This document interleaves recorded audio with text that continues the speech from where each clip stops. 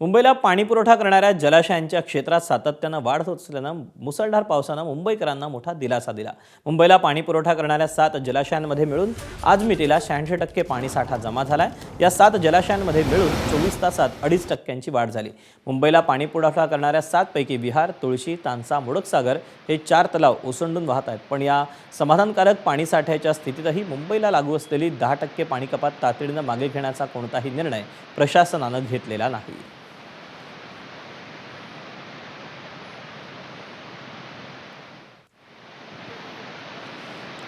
सध्या उद्भव वैतरणामध्ये 72.34% इतका साठा जमा झालेला आहे। मध्य वैतरणामध्ये 85.24%, भातसामध्ये 85.7%,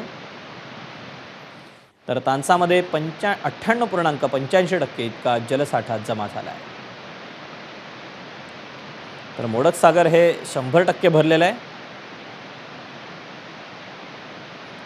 विहारही 100% भरला आहे। तर तुळशी देखील 100% भरला आहे।